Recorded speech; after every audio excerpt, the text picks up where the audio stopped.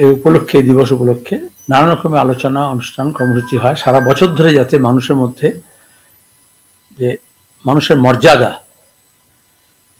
তার অধিকার, ব্যক্তি স্বাধীনতা, সমানাধিকার, সাম্যের কথা, সেখানে জাত পাত ধর্ম বর্ণ ভাষা লিঙ্গের নাম করে ভেদাভেদ নেই, এবং বিভিন্ন দেশে দেশে নিজের দেশের যে সংবিধান যে অধিকার দিয়েছে, সেটা সবাই সেই অধিকার সমানভাবে ভোগ করতে পারে, সেজন্য শপথ নেওয়া হয়। তাছাড়া ইউনিভার্সাল ডিক্লারেশন আছে। আমরা আমাদের দেশেও দেখছি সেই ডিক্লারেশনে যা বলা হয়েছে, কিন্তু আমাদের এই রাজ্যে, আমাদের দেশে, পৃথিবীর আরো অনেক দেশ, প্রতিবেশী দেশগুলোর মধ্যে প্রতিদিন এই মানবাধিকার লঙ্ঘিত হচ্ছে। যখন জাত পাত ধর্ম বর্ণ, উপাসনা গৃহ, উপাসনা পদ্ধতি, খাদ্য পোশাক এ নিয়ে যখন ভেদাভেদ করা হয়, তখন গোটা মানব সমাজকে, মানবতাকে অস্বীকার করা হয়, অপমান করা হয়। সেজন্য আজকে আমাদের শপথ নেওয়ার কথা যে সবার উপরে মানুষ সত্য এবং তার অধিকার সর্বজন গ্রাহ্য, এই বোধে যাতে আমরা উন্নীত হতে পারি। আমাদের প্রতিবেশী দেশে আমরা দেখছি 4 মাস ধরে সেখানে রাজনৈতিক বিরোধিতার নাম করে ভিন্ন রাজনৈতিক মত, ধর্ম মতাবলম্বী হলে তাদের আক্রমণের নিশানা করা হচ্ছে। এই দক্ষিণ এশিয়ায় দীর্ঘদিন ধরে আমরা দেখছি মানবাধিকার কিভাবে লঙ্ঘিত হচ্ছে বিভিন্ন দেশে। সেই সব দেশে মানবাধিকার কর্মীরা কোথাও খুন হয়েছেন, কোথাও জেলে পড়ছেন, মিথ্যা মামলায় জর্জরিত হচ্ছেন। তাদের সবার প্রতি আমাদের সংহতি। আমাদের দেশে আমরা দেখেছি বিজ্ঞান মনস্কতার জন্য, প্রচারের জন্য খুন হয়েছেন, ইতিহাসের সত্য কথনের জন্য খুন হয়েছেন, স্বাধীন সাংবাদিকতা করার জন্য খুন হয়েছেন। আমরা পনসারে, গোবিন্দ পনসারে, ডাভোলকর এবং গৌরী লঙ্কেশকেও স্মরণ করি। এরকম আমরা অনেকেই, ভীমা করে গাওয়ার সময় আমরা দেখেছি কিভাবে বিজেপি সরকার অপরাধীদের ছেড়ে দিয়ে যারা মানবাধিকারের কথা বলেছেন তাদেরকেই কোট আনকোট আরবান নকশাল বলে জেলের মধ্যে মিথ্যা মামলায় জর্জরিত করেছেন, মারাও গেছেন দুজন। আমাদের রাজ্যে হাজার হাজার মিথ্যা মামলা করা হয়েছে 2011 পর থেকে।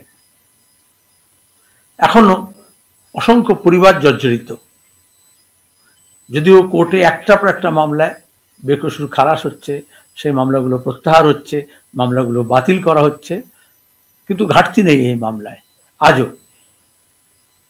তার সঙ্গে দাঁড়িয়ে জেলগুলোতে দেখলে বিনা বিচারে এবং বিচারাধীন বন্দির সংখ্যা বেড়ে দেবে, স্থান সংকুলান হচ্ছে না।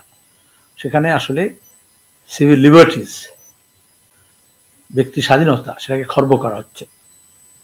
আমরা সমস্ত রাজনৈতিক বন্দী বিনা শর্তে মুক্তি চাই, গোটা দেশে এবং আমাদের রাজ্যেও, প্রতিবেশী দেশগুলোতেও।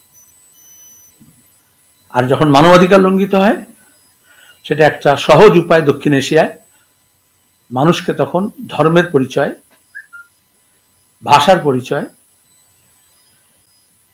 বর্ণের পরিচয় ভাগ করার চেষ্টা করা হয়।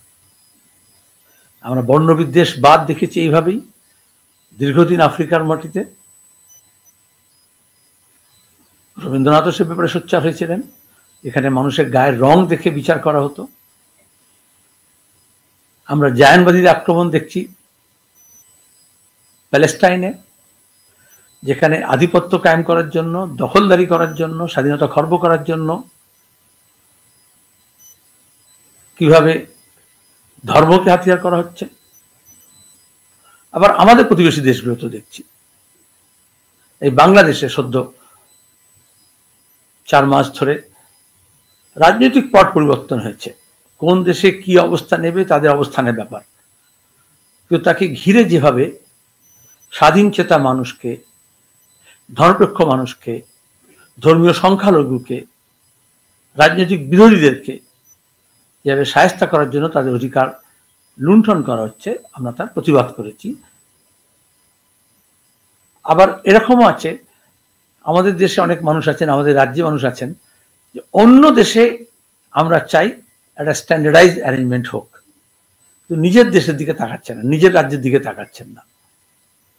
এটা আজকের দিনে বলতে হবে, এটা হিউম্যান রাইটস হচ্ছে ইউনিভার্সাল। তোমার ক্ষেত্রে আলাদা, আমার ক্ষেত্রে আলাদা, এই মাপদণ্ড হতে পারে।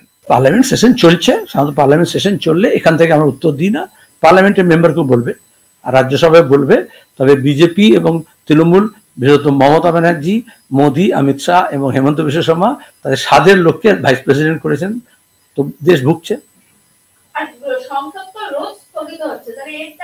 আবার বললাম আমরা পার্লামেন্টের প্রশ্ন পার্লামেন্টে হয়, তো দেখছি মমতা রোগে আক্রান্ত হয়ে গেছো, বিদেশ নীতি নিয়ে বিধানসভায় বক্তৃতা হচ্ছে।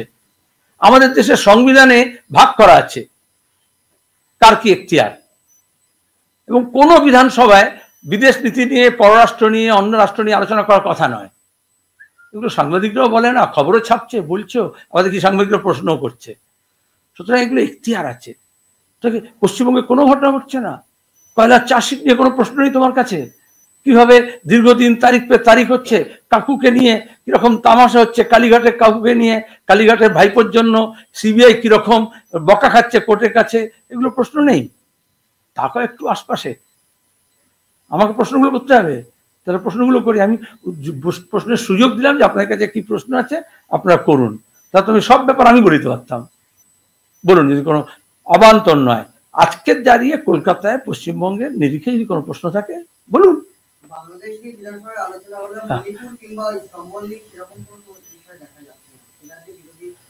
এটাই তাই বললাম, তার একটা নির্দিষ্ট রাজনীতি। কোন রাজনীতি?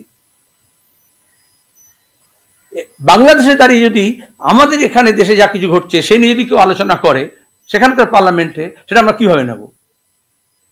আমাদের আভ্যন্তরীণ ব্যাপার নয়। পাকিস্তানে যদি আলোচনা হয় সম্বল নিয়ে, আমরা কিভাবে নেব? তো প্রত্যেক, আজকে 10 তারিখ থেকে বললাম হিউম্যান রাইটস মানে কি, তার সঙ্গে প্রত্যেক দেশও তো নিজের অধিকার আছে, এখতিয়ার আছে।